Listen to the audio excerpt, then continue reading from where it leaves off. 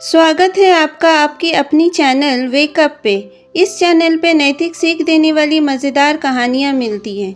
अगर आप इस चैनल पे पहली बार आए हैं तो इस चैनल को सब्सक्राइब कर लीजिए और हाँ, अगर वीडियो अच्छी लगे तो कमेंट और लाइक ज़रूर करें। तो शुरू करते हैं आज की कहानी। बहुत समय पहले एक राजा और रानी पर्वतीय क्षेत्र में रहते थे। उनकी बेटी यानी राजकुमारी बहुत ही सुंदर थी। जब उसका जन्म हुआ था तब उसके माता पिता ने उसका भविष्य जानने के लिए राज्य ज्योतिषी से सलाह ली थी। राज्य ज्योतिषी ने बताया था कि राजकुमारी भाग्यशाली है और ऐसा ही हुआ भी। जब वह युवा होने लगी तो बहुत ही सुंदर दिखने लगी।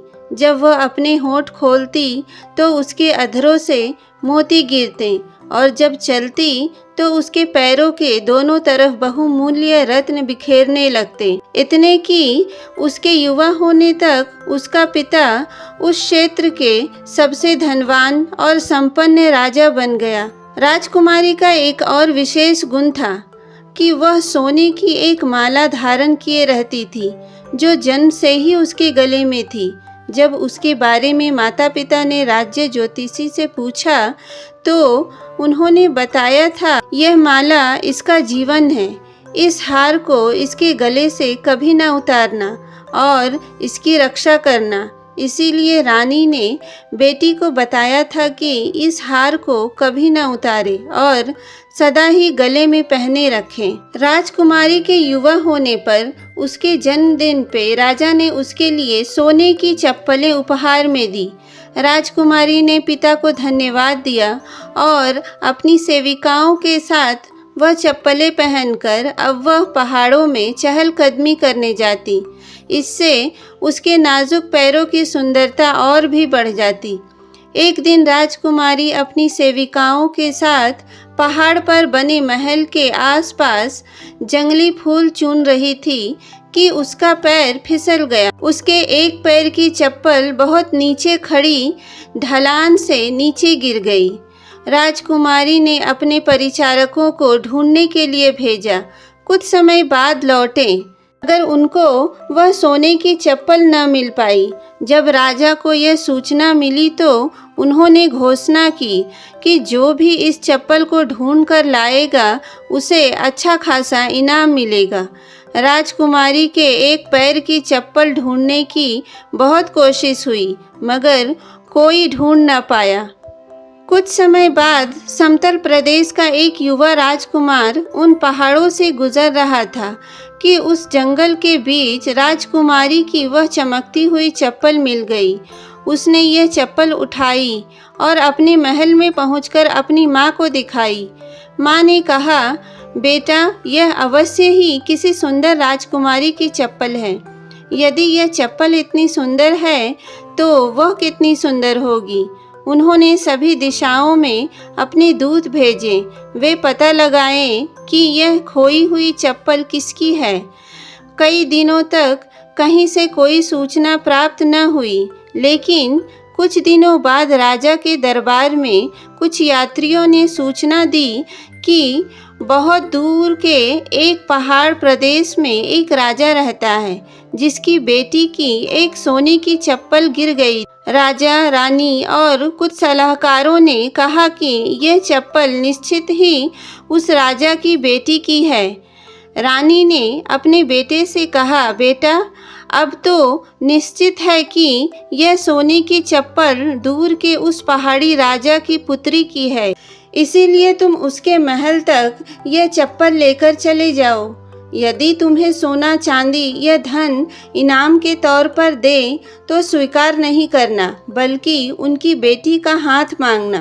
राजकुमार ने वैसा ही किया जैसा उसकी माता ने कहा।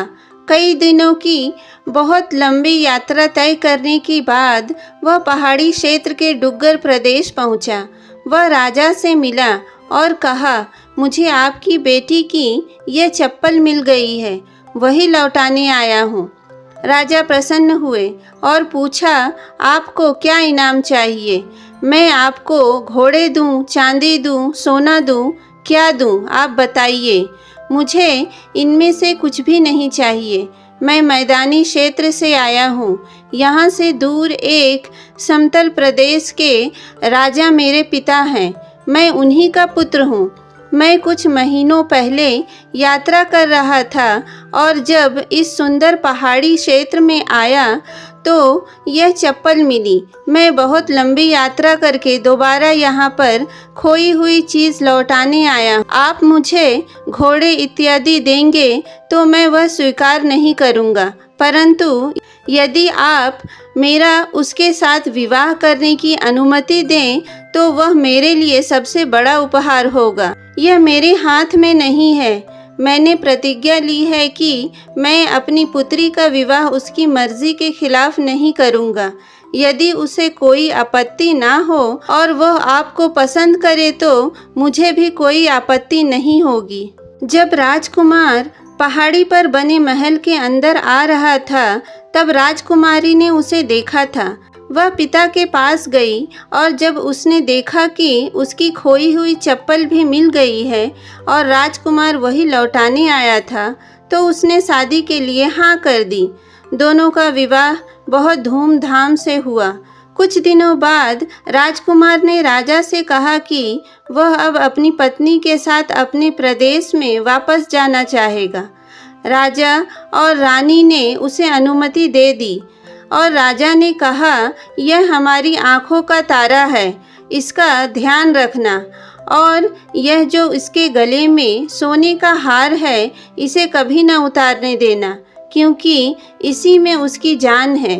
राजा, रानी और दरबारियों ने उन्हें कई उपहारों के साथ धन, हाथी, घोड़े, सोने, चांदी के साथ विदा कर दिया। जब समतल प्रदेश के बूढ़े राजा और रानी ने अपने बेटे को एक अति सुंदर बहू के साथ आते हुए देखा तो उनकी खुशी का ठिकाना न रहा। इसी खुशी के माहौल में राजकुमारी अपनी पति के साथ रहने लगी, मगर वहाँ एक समस्या यह थी कि राजकुमार का किसी अन्य से पहले से विवाह हो चुका था, जो एक साधारण सी लड़की थी, और राजा रानी उसे ज़्यादा पसंद नहीं करते थे। पर्वतीय बहू के आने से राजा तथा रानी बहुत ही प्रसन्न हुए और संतुष्ट भी कि उनके पुत्र को एक अच्छी पत्नी मिल गई है। राजकुमार भी बहुत ही खुशी का अनुभव कर रहा था। पहली पत्नी साधारण रानी नई रानी को देखकर ईर्ष्या करने लगी और नई रानी को अपने से सुंदर और सुलक्षणी पाने के कारण षड्यंत्र रचने लगी। राजकुमार के बूढ़े पिता और माता यह देखकर चिंता में पड़ गए कि पुरानी बहू नई बहू को कोई अहित ना करे। इसीलिए उन्होंने नई बहू, जिसका नाम सुधा था, अपने पास बुलाया और कहा कि उसे पुरानी बहू से होशियार रहना चाहिए। मगर सुधा ने कहा, वह तो मेरी बहन जैसी ही है, मुझे उससे क्या डर, मैं उसे प्यार करती हूँ, इसीलिए वह भी मुझे प्यार करती होगी। राजा रानी सुधा के सद्विचार सुनकर और भी प्रसन्न हो गए, मगर वे पुरानी बहू के स्वभाव से परिचित थे। कुछ महीनों तक सब ठीक ठाक चलता रहा, मगर एक दिन अचानक राजकुमार को दूर देश की यात्रा के लिए जाना पड़ा। वह सुधा को साथ नहीं ले जा सकता था, इसीलिए उसने अपने माता पिता से कहा कि उसकी पत्नी का ध्यान रखें और देखते रहें कि पुरानी बहू कोई शरारत ना करे। राजकुमार के जाने के बाद पहली बहू नई बहू सुधा के कमरे में गई और बोली, हमारे पति छोटे राजा हैं तो इसीलिए दूर देश की यात्रा पर गए हैं। वह तो तुम्हारे पास ही ज़्यादा समय बिताते हैं। तुम सुंदर हो और पहाड़ी प्रदेश के राजकुमारी हो। वे तुम्हें बहुत प्यार करते हैं। हम दोनों तो बहनें जैसी हैं, इसीलिए हमें आपस में मिलकर रहना चाहिए। मैं तुम्हारे पास आती रहूँगी, तुम भी मेरे पास आती रहना। इस पर सुधा ने कहा कि उसे उससे मिलना अच्छा लगेगा और वह उसे अपने गहने और कीमती चीज़ें दिखाने लगी जो वह अपने पिता के यहाँ से लाई थी।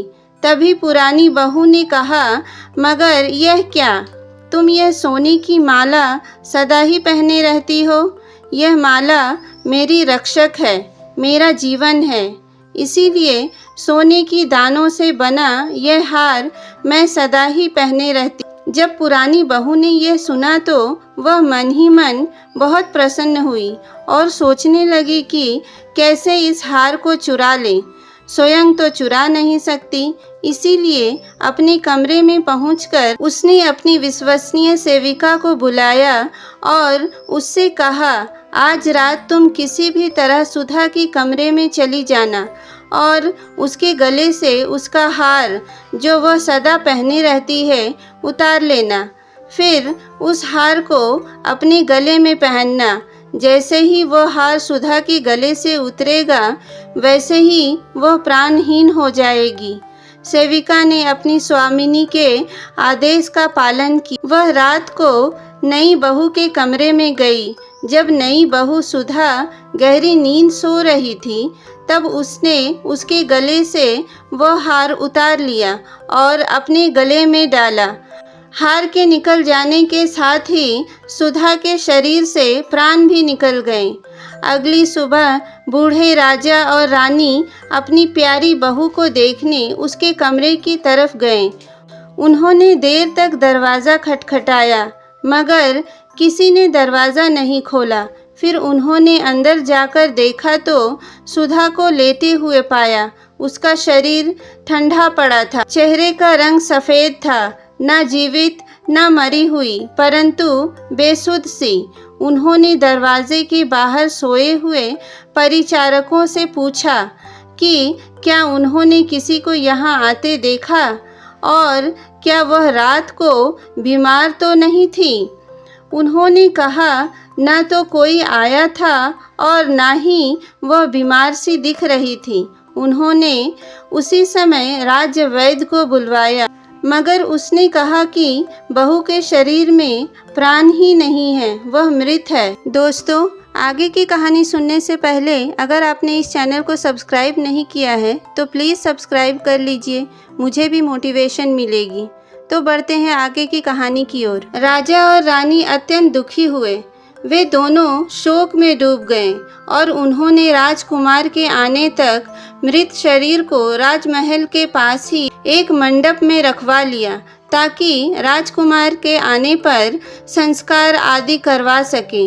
उन्हें अब राजकुमार के आने की प्रतीक्षा थी कि कहीं शरीर सड़ न जाए, परंतु ताज्जुब था कि शरीर में कोई परिवर्तन नहीं हुआ, न किसी प्रकार का क्षय।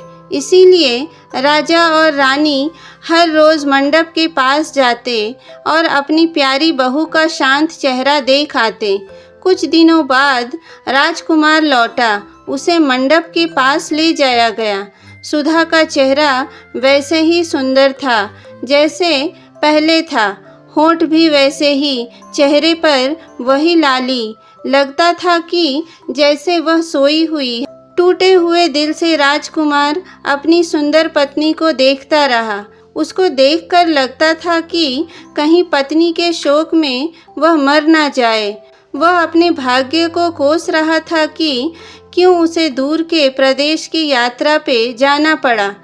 न वह जाता न वह इसके अंतिम क्षणों और अंतिम संवाद से वंचित रहता।